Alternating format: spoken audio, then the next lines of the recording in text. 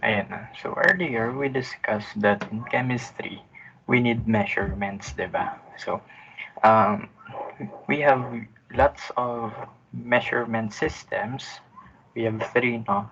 So, the old times used the imperial system in measurements, which makes use of physical sizes, no? Mga paa.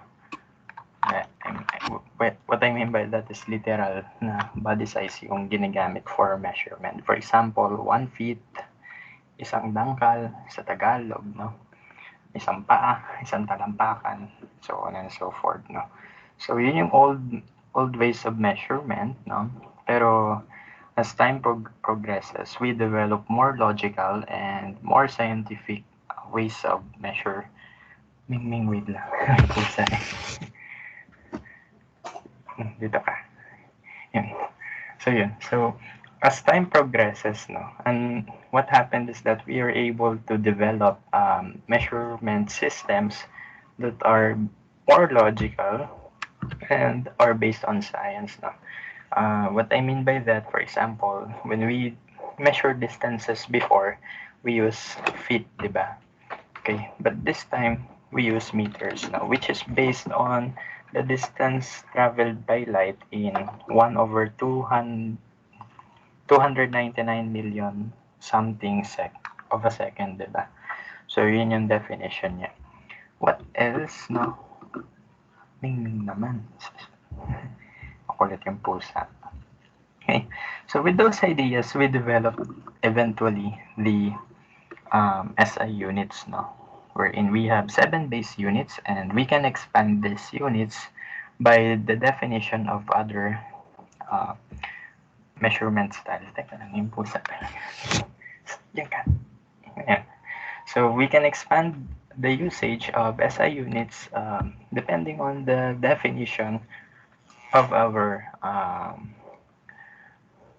measurement system. For example, yung volume, ano lang yan, cube yan ng length, no? So, yun. Na-expand natin yung usage of SI system to make a new form of measurement, which is volume, no? Density as well. Yun. We define density as the ratio of mass or amount of matter over certain volumes. No? So, yan. Then, yung temperature naman, as is naman yan, we look back sa history niya. So, we look back na ang old method kasi or ang old basis for temperature ay body temperature, which was eventually turned into water water phenomena, no? Then eventually yung atoms na yung naging basis for temperature. So yun lang. So by the way, what can we observe is that um, as we change our units, no? Kasi may kanya-kanyang unit yung measurements, di ba? We have to take note that we have to convert them now. So yun yung mga formulas that we will use now. From Kelvin to Celsius, Fahrenheit to Celsius, so on and so forth. No? So keep in mind lang natin yung mga formula na yan. No? Later on, we will try to use it. No? Okay, so yan. So nakagawa na tayo ng density calculation earlier. So this time, we will do temperature conversion naman. No? So let's try this now. We have to convert 172.9 degrees Fahrenheit to degrees Celsius. No? Looking back, the formula, no, ito kasi yung formula natin. No? This is, teka lang, so kopyahin ko So yung formula natin earlier is degrees Fahrenheit equals 9 over 5 degrees Celsius plus 32. So this formula works if you are going to convert Celsius to Fahrenheit now. But this time, what we need is to convert Fahrenheit to degrees Celsius. Now, we're going to do the opposite. So, to make a formula that converts Fahrenheit to Celsius, all we need to do is to modify the equation. No?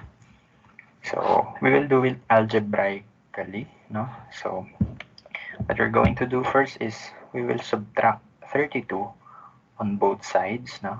Minus 32 yan.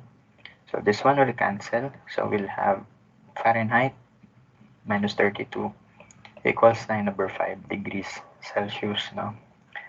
Then what else, no? We're going to cross multiply 9/5 to the other side, no? So that we will be left with degrees Celsius on the other side, no? So cross multiply lang natin. Yung 5, that will become the numerator. Yung 9, siya yung magiging denominator on the other side, no? Okay, so yan yung formula natin for Fahrenheit to Celsius naman. So yun, so you do not have to remember the two, no? Because you only have to remember one of the formulas, then you can derive it, no, using algebra naman, no? So once we are able to obtain the equation for the conversion of Fahrenheit to Celsius, all we have to do now is to plug in this number, no? So that's 5/9 times 172.9 minus 32. Okay, then the rest is calculation. Solve natin sa calculator. 5/9.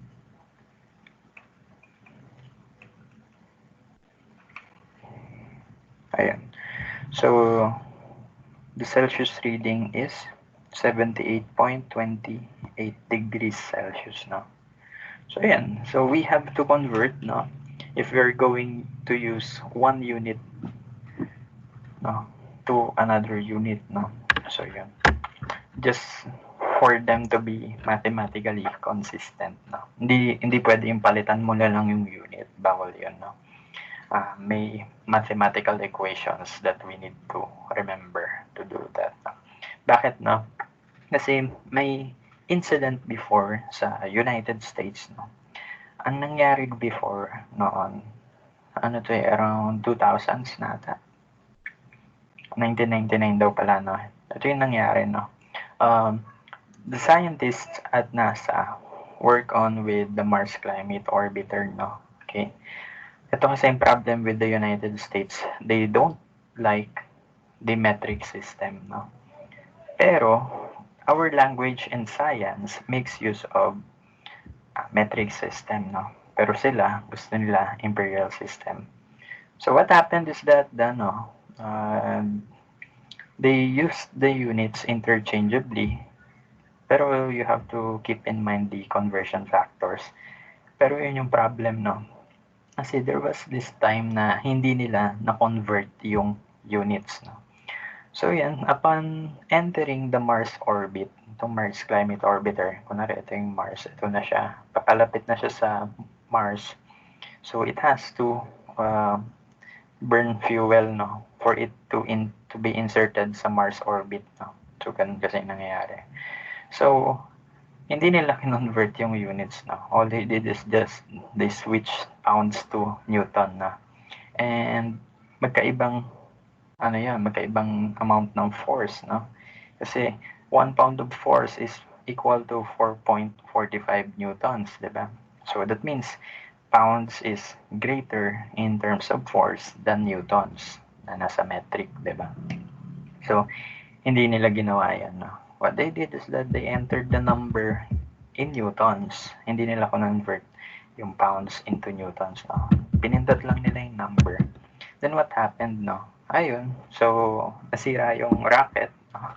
Ay nasira yung yung satellite, no? It disintegrated into Earth's atmosphere because yun, masyadong malakas yung force na na-plug in nila sa onboard computers. Then yun, bumulusok siya papuntang Mars, no? So the lesson there is to keep in mind that we have to convert always, no? Always do conversions if necessary. And that's the thing that I don't like with using Fahrenheit, no? Or using imperial systems, no? Kaya, yun. As much as possible, we will do metric systems here, no? But for the sake of practice, no? For the sake of skills development, no?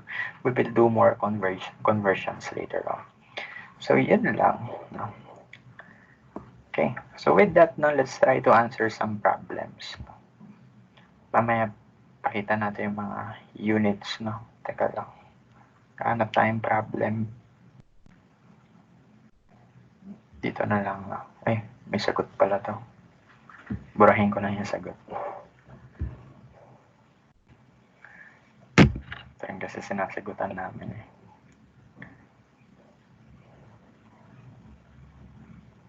Ay, ano po nilipat ko dito eh. Sa taas. Ayun. Okay. So with all those in mind, no, ano yung kailangan natin alalahanin? We have to remember the formula for density, the formulas for temperature conversion, no? Yung Fahrenheit to Celsius, no? We have to remember that degrees Fahrenheit equals 9/5 degrees Celsius plus 32, no? Then the Kelvin conversion from Celsius, no? You only have to add 273.15 sa number. Yun lang. Ano ba? Yun, the rest of the conversion factors, no, can be looked up naman sa Google, no, or sa textbook, no, if you have downloaded the textbook na. Sige. So, let's practice, no, sa conversion, no. So, let's try hindi naman conversion, calculation muna. Sige. So let's try number 20, no? So what we have here is this problem, no? Titanium is used in airplane bodies because it is strong and light, no? Originally, they use aluminum, but the downside is that despite it being cheaper than titanium, mabigat naman, no? So yeah, it is cheaper for manufacturing, but for the future usage, hindi na, no? Mas maraming gasoline yung kailangan ubusan eh. So, mas magastos ang aluminum, no, kaysa sa titanium. So, yun, they opted to use titanium, no. That's around 1940s, no. So, yun. So, titanium has a density of 4.55 grams per cubic centimeter. If a cylinder of titanium is 7.75 centimeter long and has a mass of 153.2, calculate the diameter of the cylinder. The formula for the volume of a cylinder is given as pi r square h. No? So when solving problems, no, all we have to do first is to write all the given. No? So sulat ko yung given. So ano yung given sa atin? Density. No? So density is equals to 4.55 grams per cm cube. Sabay ka na lang, Mariel, sa calculation na. So, may ballpen ka ba with you? Yes po, sir. Sige, sabihin na lang tayo para alam natin kung nasa na tayo. So, yan. So, we start with density. Given yan. What else? Cylinder. Okay. Yung length daw ng centimeter, L na lang, is 7.75 centimeter. Its mass is 153.2 grams. Then, ano yung hinahanap? Find diameter. Okay, so ganun yung way ko ng pagsasolve sa calculation. Ginagawa natin to before, di ba? Yeah, like, parang elementary pa, no? Yung as given, equation, solution, di ba? May mga ganun-ganun. Until now, no, I still do it, no? Kasi later on sa future lessons natin, you will be bombarded with lots of numbers, no? And for you to be guided, no, on how to approach the question, how to solve the problem, you have to know kung ano yung mga given first, then ano yung hinahanap, no? Because not all numbers will be used, no, in our future lessons, no? Hindi lahat ng numbers gagamitin. So, share ko lang. Okay. So, we're asked to find the diameter, no? And since this is a density problem, alam natin that we will use, sulat ko muna, we will use the density formula. Yun agad yung gagamitin natin. So, density equals mass over volume. Okay? Then, what's next now? mag-iisip tayo. So, nasaan kaya dito yung diameter sa equation? D equals mv. So, wala pa, di ba? Wala pa tayong makuhang idea. But, looking at the problem again, no, it gave us an idea about the formula of a cylinder, no? And the volume of the cylinder down, no? The formula for the volume of cylinder is given as pi r square h, no? So, ang idea dun is that we may need to use it. So, we're going to plug it in to our equation, no? So plug in natin pi r square h, no? Okay, so with that, no, isip tayo. How are we going to solve for the diameter? Which part of the equation or which of the following variables in the equation should we solve first, no? Para makuha si diameter. Sige. Saan kaya dyan, Mariel?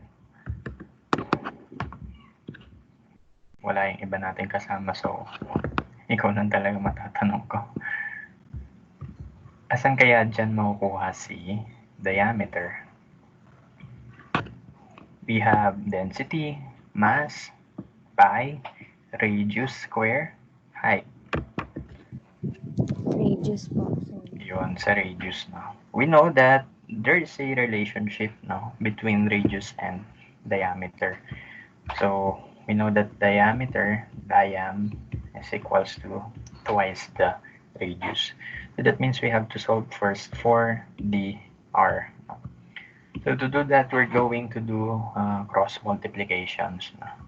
Cross multiply natin yung r square para mag-cancel dito. Okay?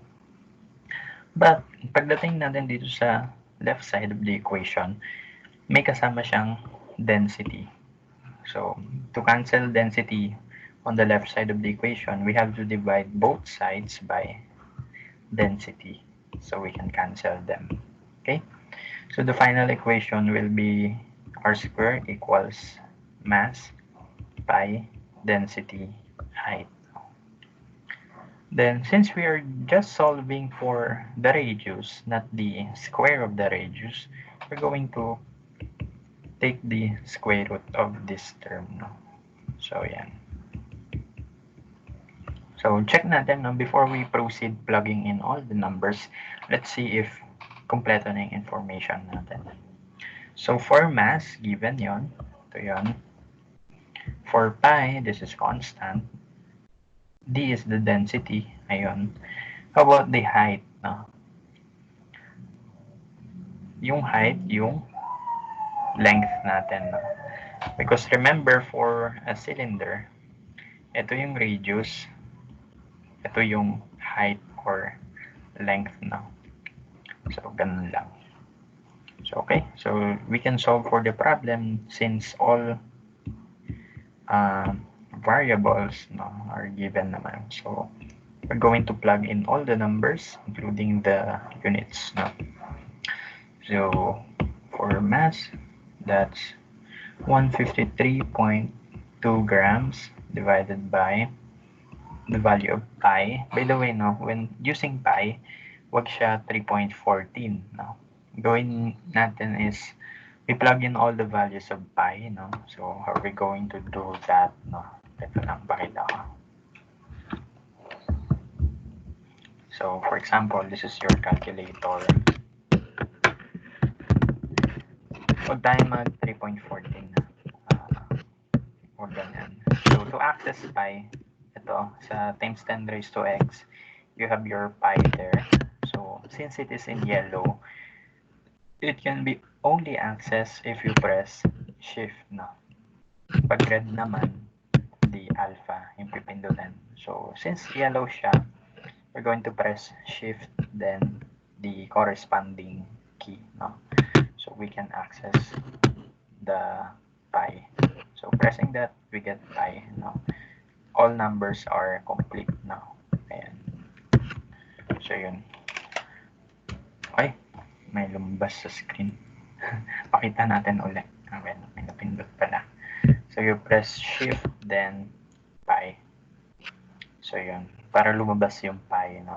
If you want to access yung red naman, for example, yung E, all you have to do is to press alpha, then the corresponding key, lalabas yung E, no? But this time, we need pi. Ayan, so lalabas yung pi. So, yan ha. Sir? Yes po. Sir po. Sa calculator ko po kasi wala po yung pinindot niya, pero may nakalagay na po dito na pi po. Yung pi mismo na Ano figure. ba yung nyo, calculator? Casio? Sharp po, sir. Sharp. May separate button for pi siya. Yes po, sir. Hindi, good. Ayun. So, good yan. Kasi most of the time, iba-iba kasi configurations for calculator. But the idea is still the same. No? So, yan. No? So, let's proceed. Asan na tayo? Density. No? So, density is 4.55 grams per cm cube. And the height or the length is 7.75 cm. So, R is, pindutin natin.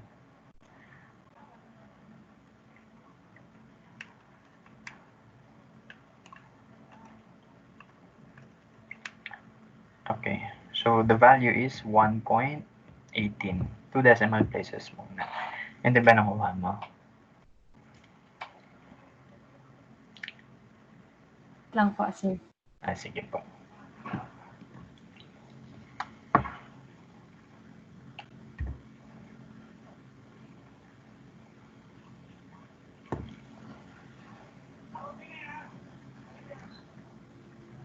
$1.18 po. Ayan. So, round off. Then, next question. What is the unit?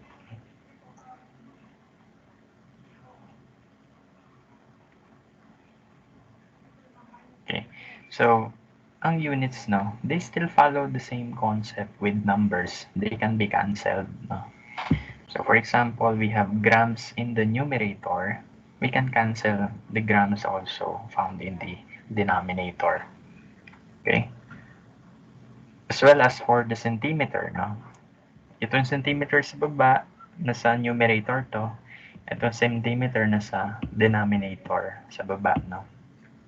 So we can cancel cm and cm cube, giving us cm square.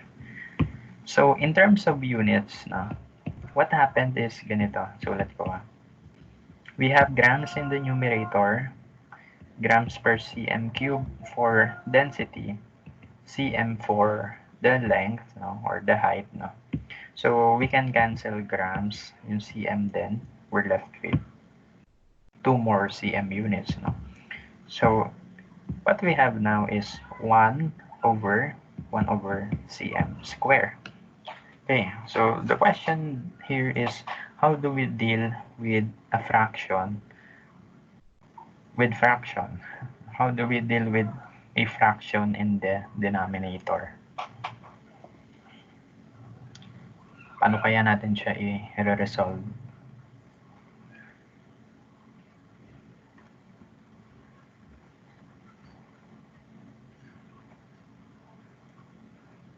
How can we rewrite this? Okay, so we have to remember this this idea from fractions, no?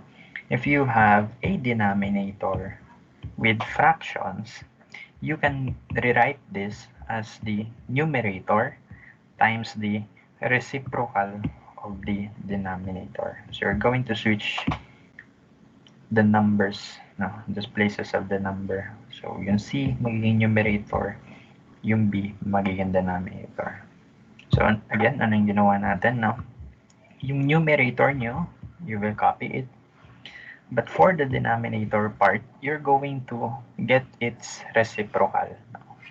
You will flip the numbers, no? Or you will flip the units. No? Okay, so ganun. So we will do that with our units as well. No? So this is 1 over 1 cm square. We can rewrite this as 1 times cm square over 1. Ganon. So eventually we have cm square, and the same rule applies for units, no? If we have a square root here and we have square there, we can cancel them out, giving us the final unit of cm. No? So the radius is 1.18 centimeter. No? Question, tapos na ba tayo? Hindi pa po. Because we are looking for the diameter, di ba? So, to solve for the diameter, you just have to multiply this by 2, no? So, diameter is equal to 1.18 cm times 2, which is 2.36 cm. So, ganun, no? Yun yung mga techniques natin, no? Ano na yung kailangan natin i-develop? Develop, no? O kaya, recall yung skills natin sa pagsulat ng solution, no? Kasi, majority of the students do not follow this method anymore. Hindi na nila ginagawa to. Because, according to them, sayang daw sa ink, no? Ganito, ganyan. But, no? The long-term goal with this step na kasi, with this method of solving kasi, ang pinaka-ultimate goal niyan is para hindi tayo ma-confuse na. Ako matanda na ako. Hindi naman matanda. 22 pa lang tayo. Pero ang dami ko nang ginagawa sa life, no? And I still get confused with numbers sometimes, no? Especially if there's a lot, no? So, if you have multiple numbers in your problem, you may want first to write what is given, no? Ito yung pinaka-importante.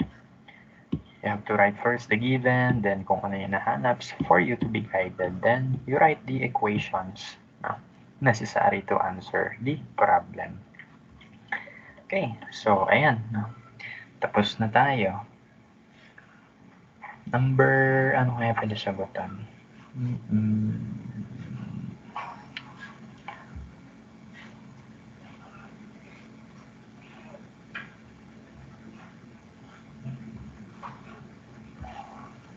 By the way, hindi natin gusto sagutan lahat, ha. You can practice this at home, no? Sa bahay naman tayo. On Saturday, magsa-solving lang din tayo ng ibang mga bagay. Okay, but anyway, so let's try number 19. No? Sige, let's try 19. The unit for density found in many density tables is kilogram per cubic meter. Sige. At a certain temperature, the gasoline you pump into your car's gas tank has a density of 732.22 kilogram per cubic meter.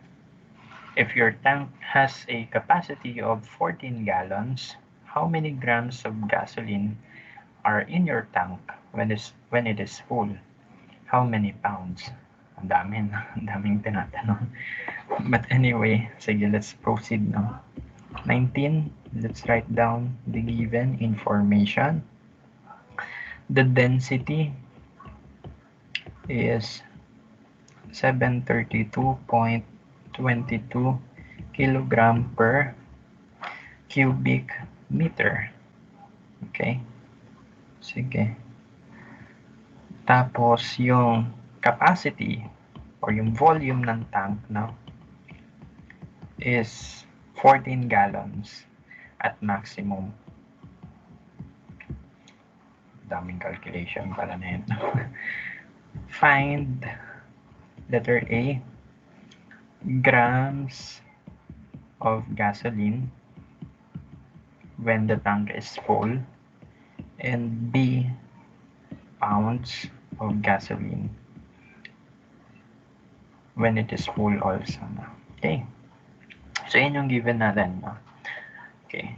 So, density, yan lang. Volume, ayan. Grams and pounds. No? Sige. So, solution.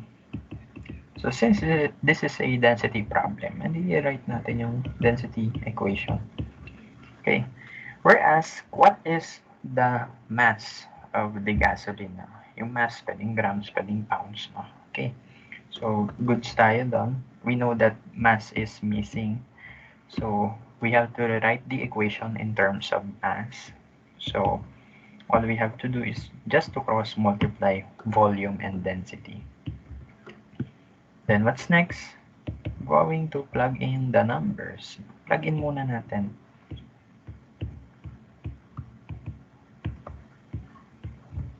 Times 14 gallons. Okay, what can we observe, no? In terms of units, we cannot cancel the units, diba? Kailangan may makancel when doing calculations, eh. However, for this case, this unit of volume, itong cubic meter, is not the same as gallons, no? So, anong pwede gawin? We have to convert, no? So, pupunta muna tayo sa isang part ng lesson natin that tells us about conversion, dimension analysis, no? Magko-convert muna tayo. Okay. So, when doing conversions, no, ano nang gagawin natin?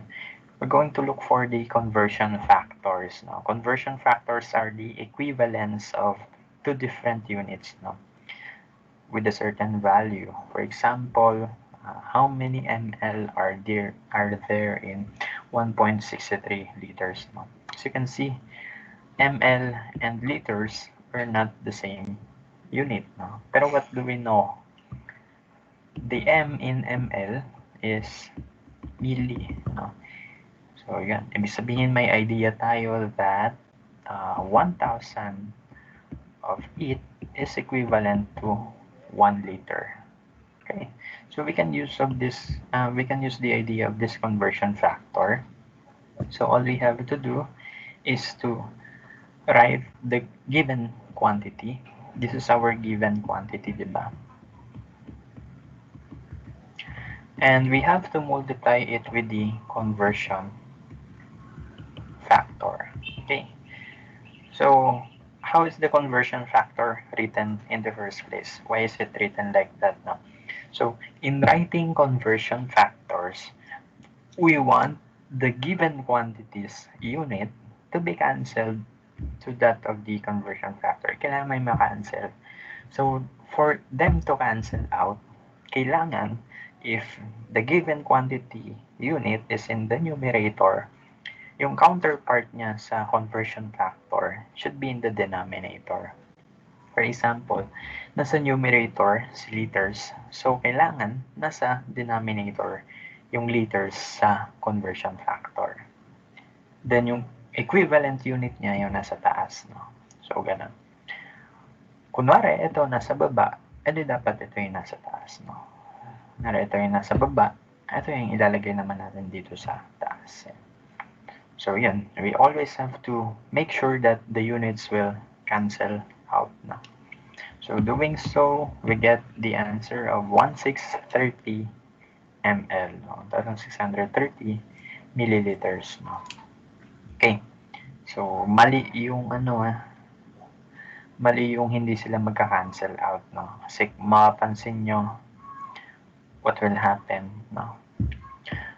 The units will just sum up, no? Magdadagdag at magdadagdag lang yung units and ayaw natin yan, no?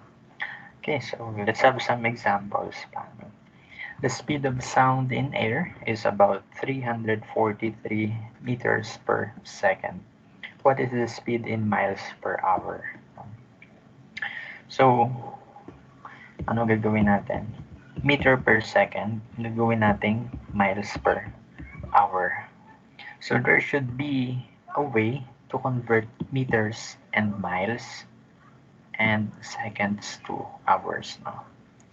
Okay, so ano yung mga yun, no? Yun na pala. Meters to mile, 1 mile is equivalent to 1,609 meters, no? And yung sa ano naman, seconds to hours, no? 1 minute is 60 seconds and 60 minutes is 1 hour, no? So this example requires multiple conversion. Parang yung gagawin natin mamaya, no? Multiple conversion. So what we're going to do is to write first the given quantity, QTY. And we're going to write the given quantity, then we're going to convert the units, no, one at a time. No? So, yung ginawa niya muna dito is that ika-cancel niya muna yung meters and yung meters. No? So, we will get miles na. Okay. So, since we're able to get miles na, we're going to convert seconds to hours naman. No? So, yun. Ayun, as you can see, no, the units should be in the opposite side of the fractions. No? Ito nasa denominator. So, for it to be cancelled, dapat nasa taas yung seconds ng conversion factor. Okay, so we end up with miles per minute. No? And we're not done with that. No? We want miles per hour. So, we convert minutes into hours. No? So, yan. We convert them. We make sure they will cancel out. Then, we'll end up with the answer, 767 miles per hour. No? So, ganun lang. No? Yung placement ng units, no?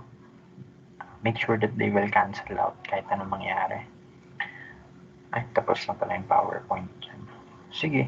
So, anyway, let's go back. No? There should be a way, no, to convert cubic meters into gallons. No? So, maghahanap tayo sa Google kasi ako hindi ko kabisado yung mga conversion. Google natin. Gallons to liters muna. Gallons to liters kasi mga volume units tayo. Okay, so note natin conversion factors.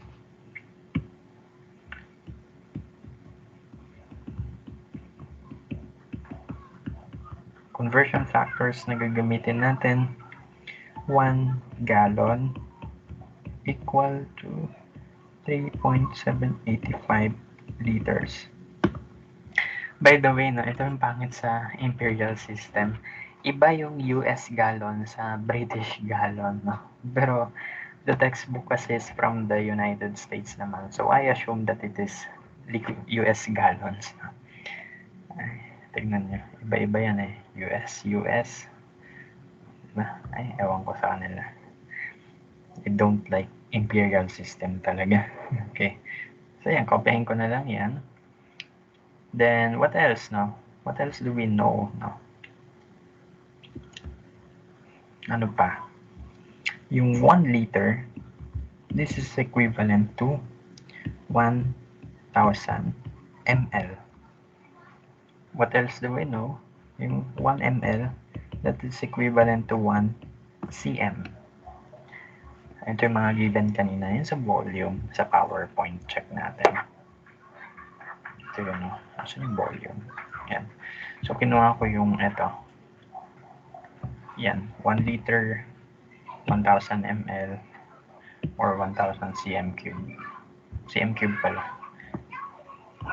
Kalimutan yun. Sulat na natin dito, 1,000 cm cube. No?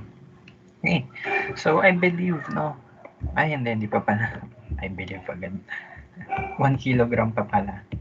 2 grams, no? 1,000 grams. So, those are the conversion factors that we will need in order to answer the grams of gasoline and the pounds of gasoline. Ay, may pounds pa pala. Ba yan? Daming tanong ng problems dito eh. Sige, hanapin natin yung pounds, no?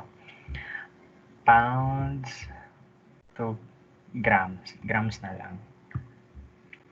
Ganun. So, 1 pound, ano ba yan? 1 pound equal to 453.592 grams, no? Ayan. Daming nangyayari. So, anyway, so with all those conversion factors, I believe we can start answering the problem now, no? So, the first thing we're going to do is I want to convert gallons into cubic meters, no? O kaya, pwede rin naman i-convert ko na lang siya to ml, no? By doing that, I will convert this also into ml. And I'm going to convert kilograms into, grams muna, no? So, yun yung mga technique ko, no? So, pero, gagawin natin to one by one. And I say one by one, I will convert this first then I will convert this first, no? And then I will go convert that after, after the previous, no? Sige. So, convert ko muna ito. I'll convert this muna. Sige, sulat natin. I have 732.22 kilograms per cubic meter. I want to convert that into grams per ml. Pwede rin naman grams per liter na. Sige. May additional conversion factor pa pala tayong gagamitin dito. So anyway, so to start, 732.22 kilogram meter cube, no? Wala kasing direct way to ml, no? So gagawin ko muna cm cube, no? Okay, so ano pwede natin gawin dito? I can cancel meters, no? And convert it into centimeters, no? Pwede yan, no? So I have 1 meter equivalent to 100 cm, no? So yan, and another conversion factor yan na hindi ko nalagay. But anyway, okay, so the idea is that we can cancel meters, no, cubic meters, by converting it into centimeter muna, no? But how many times do you think na kailangan siya gawin?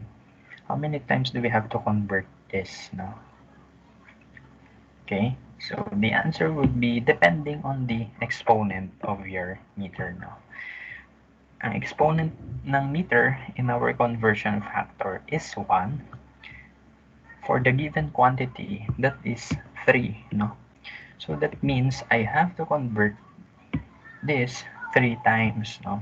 So I have to do it 3 times para ma-cancel talaga yung units, no? Okay, by doing that, I can cancel all the meters, no? We have 3 meters here. So cancel ko to. 1, 2, 3. Cancelled na sila lahat. Then the resulting unit would be kilogram per cm cube, no? Okay? So let's do that. Sige.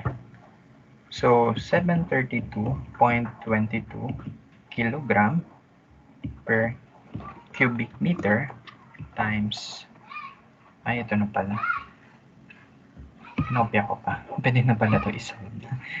Calculator na tayo, dami nangyayari. 732 times 1 over 100 times 1 over 100 times 1 over 100. So the answer is, ano is the answer dyan? 7.3222 times 10 raised to negative 4 kilograms per cm cube, no? So yan. Are we done? Not yet, no? We're able to convert meters to cm cube, no? But we are going to convert kilograms pa into grams, no? So let's do that, no? To convert kilograms to grams, we know that 1 kilogram is equivalent to 1,000 grams, diba? Teka lang, bukasan na ito. Ayan. Sige, so cancel natin sila. Cancel, cancel, and solving for that, 7, solve natin, times 1,000 lang. So that's 0.73222 grams per cm cube. Ayan, na-convert na natin yung density from kilogram per cubic meter into grams per cubic meters, no? So yun, more practice tayo dito, ha? Para hopefully in the future, hindi na tayo malito sa conversions. Yun. Sige. So we're done with the density. Ngayon yung gallons naman, no? Gawa tayo ng line. 14 gallons naman lang. So what I'm going to do is I will convert gallons into cubic centimeter, no? Sige. Okay, gawin ko muna siyang liters, then cubic centimeter. Kasi as we can see here, ang meron lang tayong direct conversion is from gallons to liters. No? So there's no way from gallons to cubic centimeter agad. So convert muna natin siya into liters. No? So let's do that. So that's 14 gallons times conversion factor. Nasa baba yung gallons, so they can cancel out. 3.785 liters. So we can cancel out the gallons. So eventually, we'll end up with liters. So 14 times 3.785.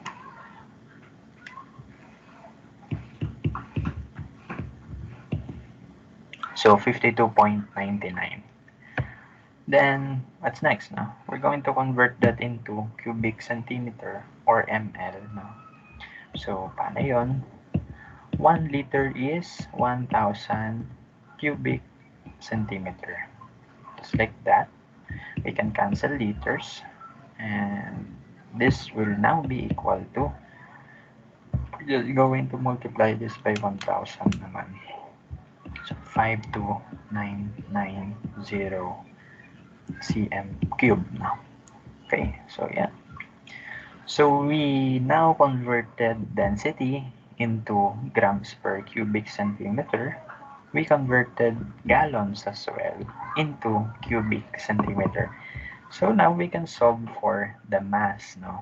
Remember, mass is equal to density times volume. Okay, so I'm going just to copy all the numbers that we have written now. Times 52990 cm cube. Okay, so now, makita natin that we can cancel the units. No? We can cancel cm cube. No? Thank you, Lord. So, solve natin. So, the mass would be 38800.3378 and round this off to round off ko na lang to 2 decimal places. No? So, this is the mass in grams. No? Okay, nasagutan na natin yung first question. Okay, to answer the second question, we're going to convert this into pounds. So, to do that, no, to convert that mass into pounds, kopyahin ko lang. Let's use the appropriate conversion. No? Ano ba sabi doon? Grams yung nasa baba, ha? 453,592 grams 1 pound. So yun, we can see the units can cancel. No? So solve natin. Divided by 453.592. So 85.54 pounds. No? So this is the final answer. Okay, so nakasunod ba tayo, Mariel? Yes po, sir. Okay, so ganun na. Whenever you're asked to solve for this one and this one, no, if necessary yung conversion, list down yung conversion factors, no. Pwede naman mag-google yan, no. So yun. Yun lang. Siguro for for your task, no. Hindi ko naman checkan, no. Pero practice ka na lang, no. Yan, answer some of the questions here, no. On next meeting naman, magsasagot din tayo ng mga questions na iyan, no. So, yan. May dalawang worksheets naman tayo, so we can convert them, no. And we can solve for them, no. Siguro yung scientific notation, gawin na lang natin siya sa Saturday. Okay? Let's dedicate the rest of the time sa conversion. Let's try this number 3 sa worksheet number 2. Calculate the number of kilometers in 855 miles. Okay. Sige, sulit natin dito. Number 3. We're going to convert 8.55 miles into kilometers. No? So we're going to do that. No? So to do that, let's look for the conversion factor. No? Google natin. Miles to km. Ayun, sakto. 1.609 na yan. So 1 mile is equal to 1.609 kilometers. Pwede na yan. Okay. So to do that, that's 8.55 miles. No? Then the unit should cancel out. So dapat yung miles nasa baba. Yung kilometer nasa taas. So yan. So we can cancel them. Cancel.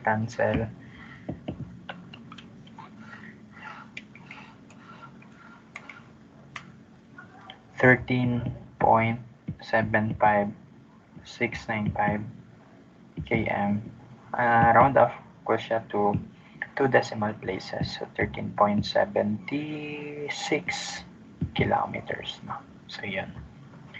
So the answer for number 3 is 13.76 kilometers. No?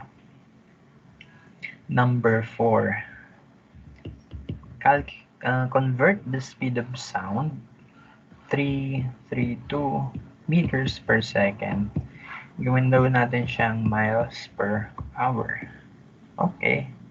Sige. So, what do we know? Meron na tayong 1 mile equals 1.609 kilometers. What else? No? We can convert kilometers to meters, di ba? So, 1 kilometer is 1,000 meters. Seconds to hours. No? So, 60 seconds, 1 minute, 60 minutes, 1 hour. Ayan. So, kompleto na yung ating conversion factors. No? Okay, so, namili tayo ng kung ano gusto natin i-convert. Kahit ano naman, okay lang, basta tama yung conversion. No? Okay, so, I want to convert first yung meters now. So I'm going to convert meters into miles. So the first thing I want to do is to cancel meters. So 1,000 meters and equivalent siya sa 1 kilometers. Okay, red ball pen. And then next is I'm going to convert kilometers into miles now. So 1.609 1 mile. So yan. So the final unit for your numerator would be miles. Then let's proceed with the seconds. Na? So for seconds, nasa baba yung seconds. So kailangan for the conversion factor, nasa taas yung 60 seconds. Nasa baba yung 1 minute for them to cancel. Then yung minute nasa baba, so kailangan nasa taas yung 60 minute, 1 hour. Cancel. Okay, so as you can see now, we are left with miles in the numerator, hours in the kilometer in the denominator. Okay, sige. So let's solve for that. No? So 332 1,000 1 60 60.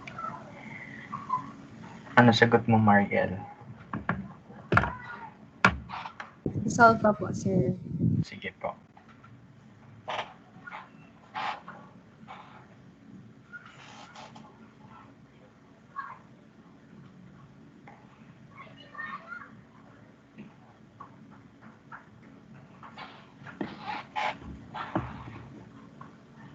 Ano kaya nangyari sa kasama natin? Ba't wala sila?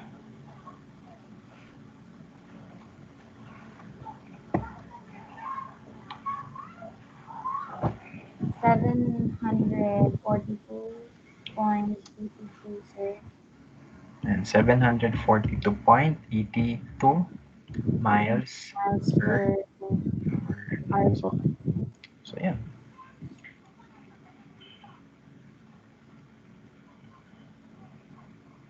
Siguro last one, no? Conversion tayo. Number 2.